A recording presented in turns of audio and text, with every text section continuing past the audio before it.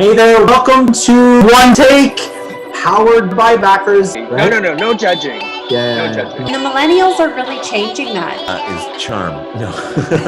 All success begins with desire. I feel like I'm on fire right now. OMG, baby, tell. Hey there, welcome to One Take, powered by backers. Justin Fox, Bob Palmer. Thank you for joining me. Bob, thank you very much for joining me as well. My pleasure. Thank you for inviting me. This is exciting. This is exciting. Awesome. So I'll do a quick intro. So you are and we'll talk about this, a Bachelor of Education, Bachelor of Environmental Studies, B.Ed actually from Brock, which is my alma mater as well. 25 years as a high performance trainer, systems-based, not psychology. You've worked with a cross section of sports, hockey, tennis, golf, shooting, from the development level to pro and Olympian. Your athletes have won Olympic golds, World Cups, NCAA scholarships, and many recreational championships such as Ironman. You can pretty much transform any athlete or team or business leader in as little as 4 to 8 sessions with your system, and it's fun. Lots of things I want to talk about that you didn't really bring up in the intro that you sent over. But obviously Brock grad, so welcome. I think you might be the third or fourth that I've had over the past year. So yeah, welcome fellow Brock alumni. Thank you. Welcome to the show. It's a pleasure. I'm always, I guess, excited to be talking about what I do and how I affect people's lives. Perfect. So I want to throw this out. So you're a 4th degree black belt karate, correct? So Yes. You didn't mention that.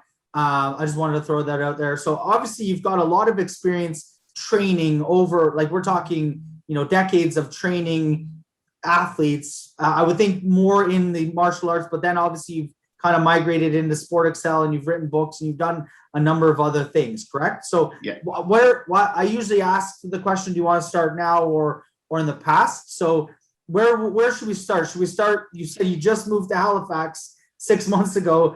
Should we start there and work backwards, or should we start at the beginning and work, choose your own adventure kind of thing? Well, let's start with the martial arts, because I think Okay. that's where I got my business concept from. Okay. I played hockey as a kid, Right. as did many of my fellow Canadians. Right. As And, well, likewise. I was good, bad, and indifferent, and I couldn't figure it out then. It was always a search, and then magically on one game, I would just be incredible. All the skills would come to the surface. I'd score some pretty goals. The coach would pat me on my back. The opposing coach would come in and point me out, and I go, or my coach would probably go, "Where did this guy come from?" Right. That's weird. Yeah, I've felt that on the very rare occasion, right? I mean, even tried taking caffeine pills once, but didn't work, and the druggist gave me such a look that I thought maybe I was taking steroids. And I was playing at college, not at the college level, but just recreational. I had a couple of pops before a game, and I was flying, but you can't do that before every game. So it was always a question: what is it? What is Right. that thing that psychology often calls just random? And I knew it had to be more than just random. So in the martial arts, I set it as my mission to figure it out. Right. And so that took it. So what? I mean, I'll ask the question: what did you figure out? Like for all us, because I have that same thought process. I mean, there's games where I played hockey, I played lacrosse, like you said, good, bad, or indifferent. Most of the time, sort of, almost. I played at relatively decent levels, but I was never elite. But there'd be games where I'd get a hat trick, and it's like everything went right. It was just it felt so easy, and then I wouldn't score for 30 more games, right? It's sort of like how do you replicate that, right? well, I had a number of really good models and instructors that like a copy. I mean, they were top elite performers North America wide. I mean, Right. they're just incredible. And one of my instructors actually, except for a separated shoulder, probably would have made pro. I mean, in hockey. Okay. So these guys, I was able to talk to, tap into their expertise, but I also had the opportunity to use karate as kind of my laboratory. Right. And I just went to extremes. I mean, I applied excessive adrenaline on cases. I mean, the whole idea of visualization didn't work for me until one of my breakthroughs was, well, you can't lie in bed, as they typically say, and get relaxed and self-hypnotize yourself into a high performance. Right. You got to be over the top. You got to be freaking over the top, if I can say that on air, right? Yeah. We can say fuck it. This is not a child-friendly show. Yes. Okay. So, I mean, it's I just pushed myself to new limits of, instead of taking caffeine and all the, supplements, I did it internally. I used my own body chemistry and pumped myself up to these incredible levels. As I say to my own athletes, I use key eyes. I use karate screams and probably disturb my neighbors. I didn't care. I just had to get to the epitome of my sport, and it started to click. Okay. And then I applied some practical strategies to go with that. But the essence was that I was able to sustain that high level of adrenaline and add all the other tools of performance, and everything just changed almost overnight. Interesting. So, okay. So you were competing, like, so what kind of level were you competing at that point? Well, our organization was at the time one of the largest organizations in Canada in karate, traditional Japanese style karate. And it was national. We had a national organization. And it's the Shintani, was it? The Shintani organization, okay. Yes. Okay. And it wasn't so much the level I attained, but what I did to get out of that rut of hockey where it was, I couldn't figure it out. It was about figuring it out and being able to get it in every competition. I could literally say, okay, I'm going to perform well in this competition. I'm actually going to win this competition. I didn't use those words. I knew I was going to do well. In my mind, there was, I had no thinking whatsoever. And I went in and I did it, which was a real departure from what I'd ever done before. So do you think, talk about Brock. I mean, I took phys ed at Brock, did a little bit of sports psychology, psychology courses. You talk about sports psychology and that mind, mind over matter, where there's a will, all those different, like, you look at sports, they say, is 10% physical and 90% mental, right? So especially at the higher levels, I mean, everyone can skate, everyone can shoot, everyone can kick, or whatever sport it is, everyone can hit the ball, but to go from sort of your average elite to sort of your elite, there's definitely a divide, right? That it's purely mental. What, like, you're saying adrenaline and getting sort of amped up and being able to put yourself in the moment. Did you ever go back and sort of look at that from a textbook standpoint, or from sort of like the literature, and see what you were actually applying to be able to kind of apply that to others? Or I'm sort of, I guess, transitioning into what you do now. How did you go from there, figuring it out for yourself, to all of a sudden now being able to get other people in a short period of time to mentally switch that on? Well, I saw getting into the zone as a skill within itself. Okay. Right? I mean, you can be in the zone, believe it or not, and not be skillful. Well, yeah. Right? You have to be able to skate to actually skate faster than other people, right? Well, there is some skill involved, right? There's some skill. Whatever the sport is, yeah. In the development sports, when you're working with young kids, I mean, they don't have a lot of skill. Right. But if you can get the enjoyment and get the passion and trigger that as the instructor, as the coach, all of a sudden they start learning skills overnight.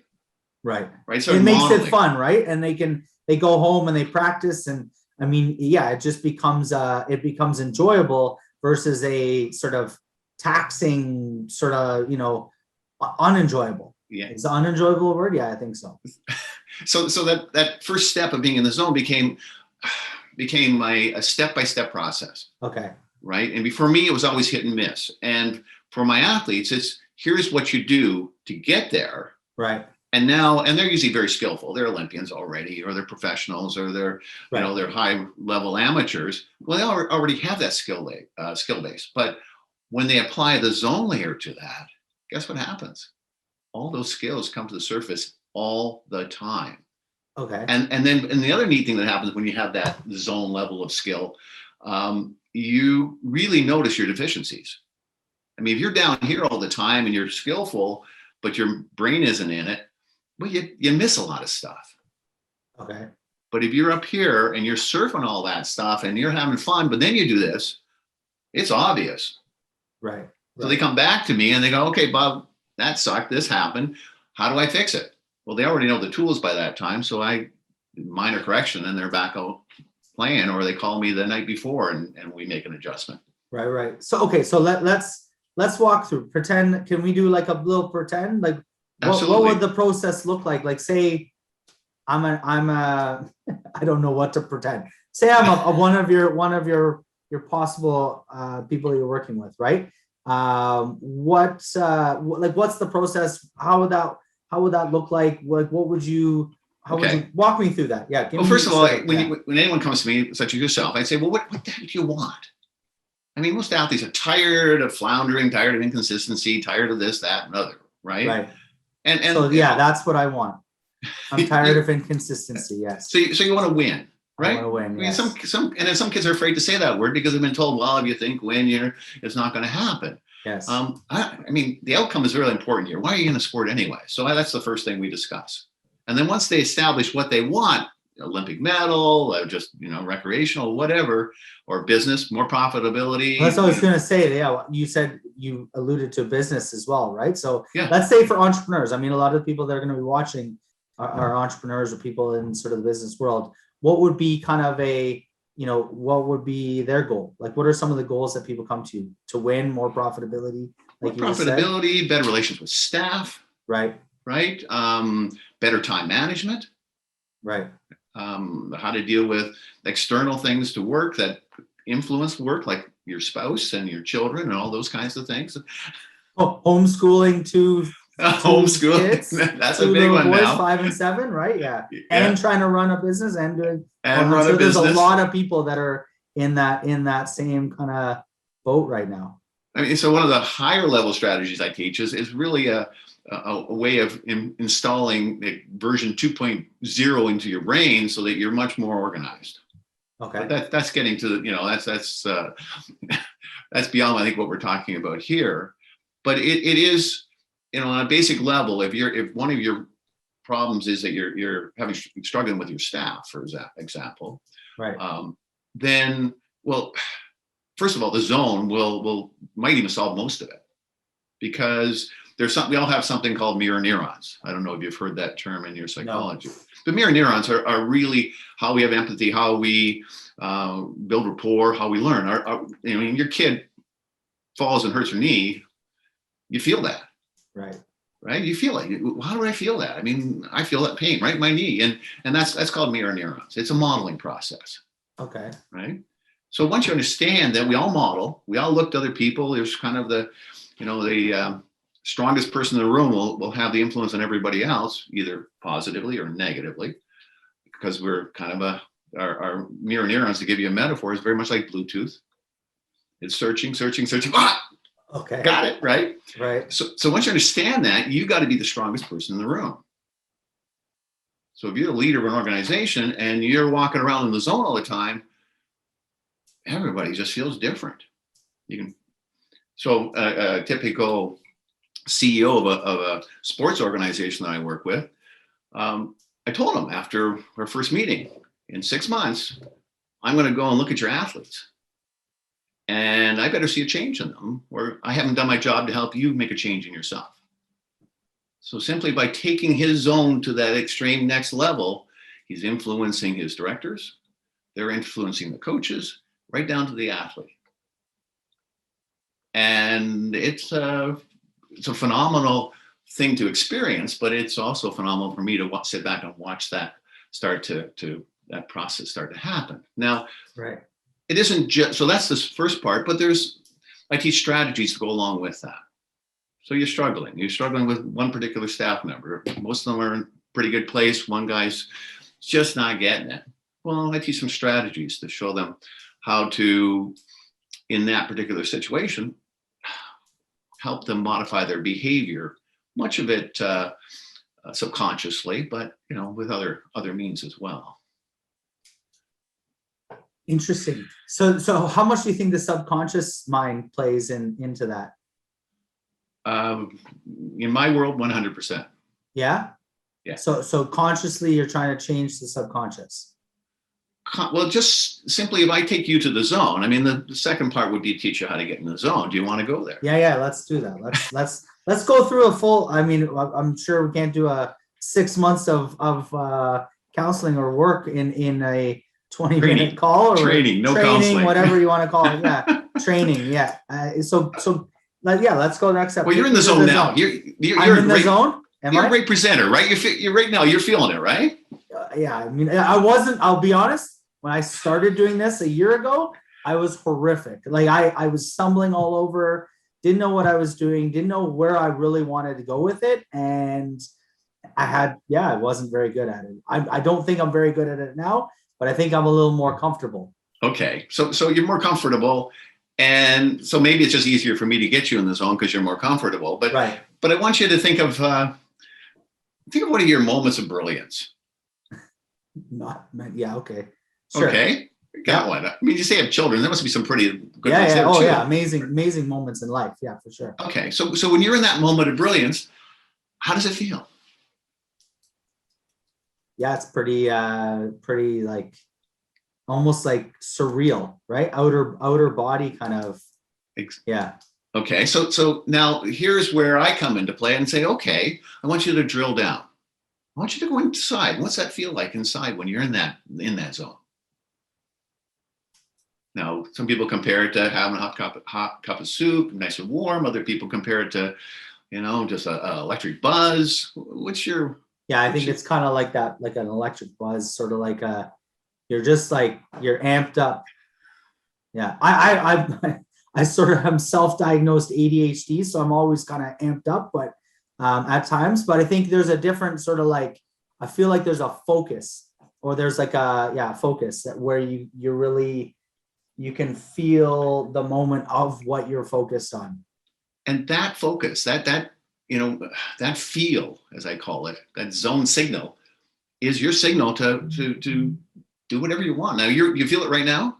Yeah, a little bit. Yeah. Okay. Could you take? I mean, this feels completely different than you felt at the beginning of your 2 minutes podcast. ago. Yeah. Or 2 minutes ago, even. Yeah. So that feeling is your go signal. Imagine going back to hockey, going back to lacrosse, and having that before you start every game. How would it be different? Yeah, you kind of amped up. I mean, it's funny. Like you start talking about. I remember as a kid, always wondering why. I mean, I kind of got it, but you see them playing like the music in the rooms, and everyone's trying to like, and they do you do your little huddle and stuff, and trying to get everyone amped up. But I sometimes I found it was almost like, whatever. Let's just go play. But like you're saying, if I was a little more focused, maybe a little more, in touch with or owning the zone or in the zone, right? I'd maybe I'd look at it a little differently, I think. Well, this is where the mirror neurons come in, right? Because if I, as a coach, go to that zone, everyone around me kind of gets it, right? Subconsciously gets it, right? They start to fall in line, and there may be a few exceptions, but by and large, I can get that whole team in that zone and just performing extraordinarily well. Right. And then I got to be careful as a coach on the bench that I don't lose it. I don't know how many coaches I see kind of arms crossed and, dejected. Oh, I thought you meant lose it the other way, like freak out on the ref, or either way of losing it, right? Like, that lose their mind. I was thinking that way, but yes, lose it where they get all dejected and they're sort of like, they're obviously their emotional, whatever negativity kind of plays off on the players, right? And then everyone kind of, and it's physiology, right? You'll see you'll see the coaches slump and the players slump. And I mean, I had one young junior I was working with, OHL, and a bit short, but he said, I want to play pro. Right. And I said, well, this is your last season in junior. You have one more task that I want you to do. And he said, what's that? And I said, this playoff, you got to get your coach in the zone. You've gotten your teammates in the zone, took leadership, incredible leader. If he played, the team typically won. If he didn't play, they floundered. So he had that kind of leadership power in the team that we developed since he was I don't know, a midget player. And that particular playoffs, he got his coach in the zone, who was already, he was a former professional hockey player, but and he got a tryout with a professional team because of that. So it's interesting. So as a leader, so kind of the next step as a leader, let's look at sort of like from a entrepreneurial or business leader perspective. I'm sort of thinking, is it awkward to be sort of in the zone and people aren't like, is it almost like a motivational type thing to be in the zone as the leader and then to try to like sort of, it's like lead by example kind of thing, and then others follow? You meant, sorry, what's the psychological term? Was it the neurozone? Mirror neurons. Neurons. How do you spell that? Mirror and mirror. then neurons. Oh, mirror. Okay, mirror. Yeah. Neurons. Yeah. Okay. It is. So it's sort of like that, if you kind of do it, they'll try to follow sort of thing, or? Yeah. Have you ever just been in a room and somebody yawns, everybody else yawns? Yeah. Or you cross your arms and somebody else crosses their arms, you cross your legs. It really is a subconscious link between individuals. Interesting. You know what? I have another question I wanted to talk. So you kind of brought it up at the beginning. Let's take a slightly different direction. I think obviously COVID has definitely, impacted people's lives. How do you see leaders kind of being able to take kind of high performance when it's a remote environment, right? So, I mean, right now we can have a one-on-one conversation. We can kind of play off each other a little bit. I'm sure, like you said, you start to feel it. But if you start getting into group discussions and, people are maybe turning off cameras and stuff like that, where do you see, what are your thoughts on kind of being able to own the zone or be in the zone as a leader when people are more and more, I guess, distant, if you will? Distant or disengaged? Yeah. Disengaged or not even engaged at all, right? Like where do you see that going? Has that come up at all? Well, it's come up with me. I've done more clinics by Zoom than I have live lately, right? Right. Yes. And for me, it was a learning experience as well. I mean, it's your, if I'm working with previously I had done a fair number of clinics, but I did it to one room with coaches staged at various places who could help me and be my surrogates in that context. Right. There's no coach in everyone's living room or next to them, right? In their bedroom, office or whatever, right? So part of leadership, again, is to set the example. And, you can calibrate, or I can tell if someone is following my example. So as a leader, I teach that process. So you can scan the room and go, well, I'll just give you an example. I was working with a leadership team for a seniors home. And I had them all together in one of the later sessions. And I said, how do you know if you got a problem? And someone piped up. I said, I get an email. And I said, that's way too late. That's way after the problems. Yeah, exactly. Okay. Right. Okay. So the ideal for a leader is, because you're in the zone, in a sense, you can kind of scan the crowd and who's performing and who isn't performing. There should be an awareness almost. Awareness of leadership, yes, as to where people are at. And I have a scale. I mean, I'm very good at it. I mean, I learned it in the martial arts to be able to read my opponent, kind of graduated to being able to read my athletes or my business leaders. Sometimes they looked at like death warmed over. They're just, just gone through a divorce. They're, businesses putzing along okay, but they're not enthused anymore. And so I got to know where they're at, because I got to know where they're going to be in 6 months. Right. And it's a physiological shift that I'll see in them. So I can tell if I've got a bunch of people on Zoom, as long as they've got their camera on, and you may have to have your own series of rules and regulations for as a leader. Yeah. But I know if they're there or not. I know if they're distracted. I can tell if a kid's looking at his text messages, and I'll kindly ask them to put their phone away. Right. It's interesting because I look at, like I said, I have a 5 and a 7-year-old, JK in grade 2, doing online schooling, and they've both been turning their cameras off, and I've kind of had to go back and say, turn your cameras on, not so much and this is totally separate from what we're talking about, not so much because the teacher mandates it, but I feel like they're not getting engaged if their camera's off, right? So it's almost the reverse side. And I mean, when we host, meetings within backers, we typically, everyone has their camera on because everyone's participating, but they're usually smaller groups. So where do you see things going from now? You mentioned that you just moved to Halifax. Was there, where is Bob Palmer in 5 years? Where do you see Sport Excel and what you're doing now? What are some of the things that you're working on right now? Well, I'm working on the leadership book. They had the A Mind to Win. I mean, that's my book for the athlete wanting to be a high performance athlete. It's a workshop in a book, but right now I'm writing the leadership book, and I've got it done. I'm just doing the editing process. It's actually turning into 2 books. And I see myself moving more into that business realm, working with the CEO, whether it's sport organization or business, to impact everybody under them. And that's the part that most people miss.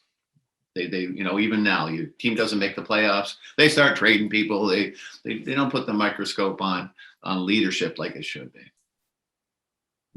Do we want to get into a sports conversation about what team? That's one thing. Okay, if we're going to go a completely different direction, that's one thing that always frustrates me is you have teams that are right there, and for whatever reason, everyone feels like they need to just blow it all up and bring in all these new parts, when it's like you just said, maybe just there's a couple tweaks that maybe need to happen, and there might be a bit of a psychological, mental, like you said, being in the zone component to it that they're just not getting, and that could bring them over. I look at the Raptors, talk about the Leafs, talk about various sports organizations, right?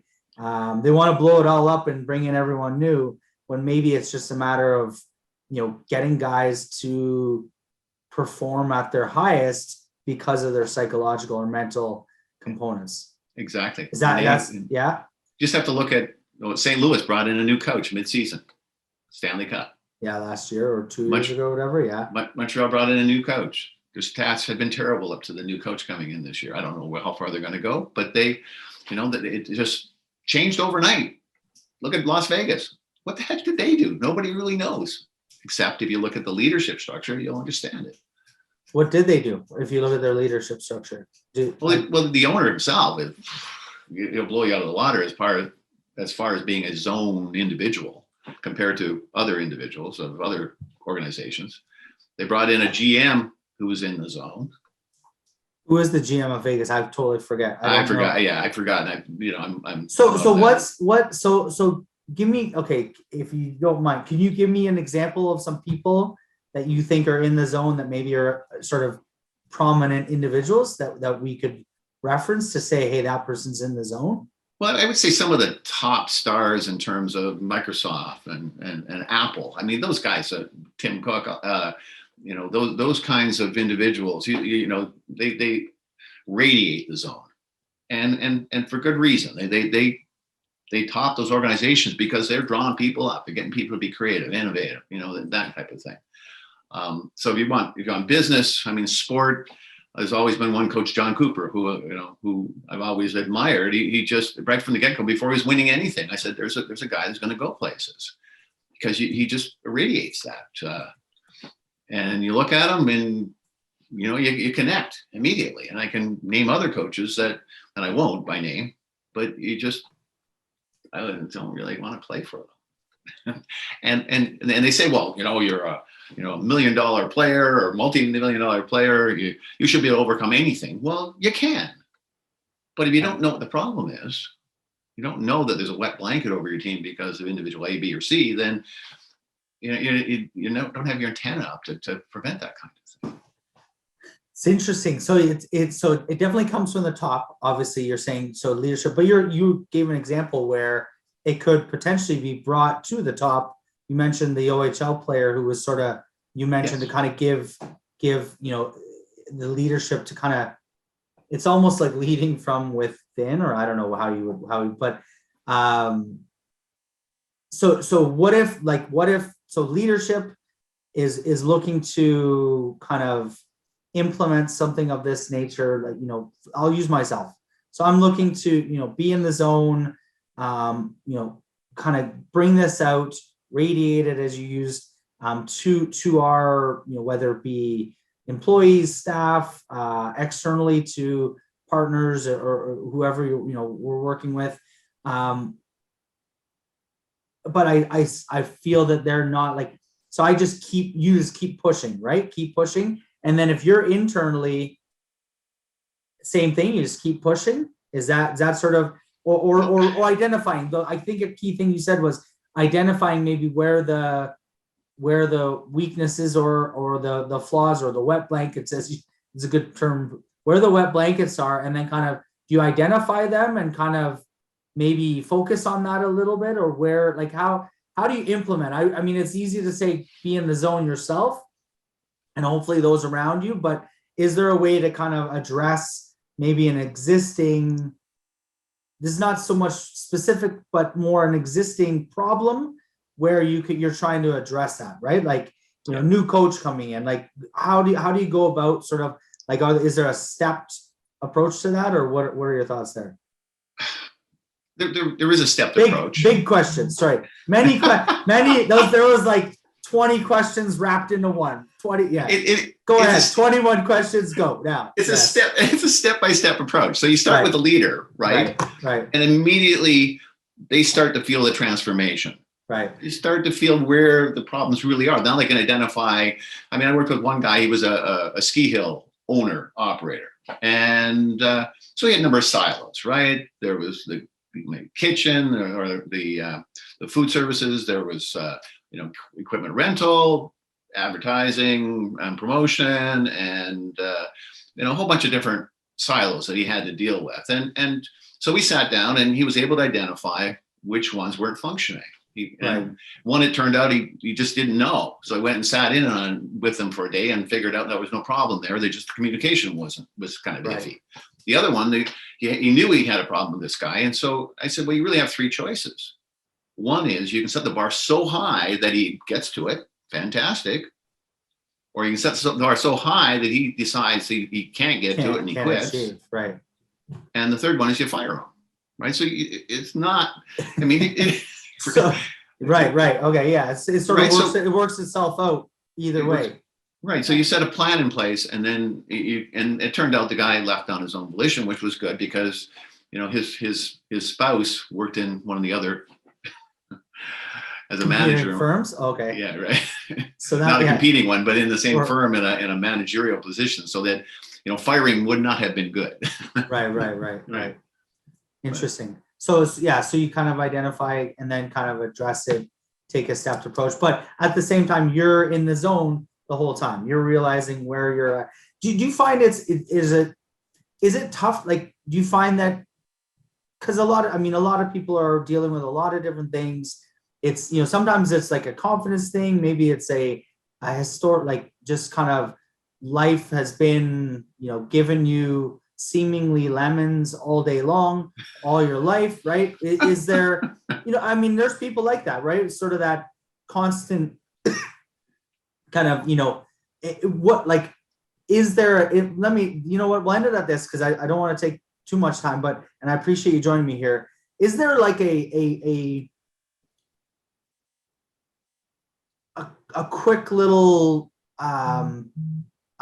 piece of kind of something that you can do to that anyone can do that can kind of like snap you into the zone, right? Is there maybe is it meditation or thinking of something, or you mentioned the chanting or the various Kais, right? Kais? Kiais, yeah. Kiais, sorry. Yeah, I don't want to take it to that extreme, because it might get a little weird. I try to stay away from weird, because I work with young kids, and everything I do has to make sense. Right, but is there a way to snap people out of it? Because there's people probably that are just in a rut. Like, is there maybe one tip that you could give that would say, hey, try this once in a while? You did it to me earlier where you're like, hey, picture Yeah. You know, maybe that's sort of something, or what? I mean, what are your that can thoughts? be one of the fastest. Just go back to your moments of brilliance. Right. It will change your physiology, and look in the mirror and go, That this was is what me. that's me when I'm in my moment of brilliance. Right. That's how people see me when I'm a true leader.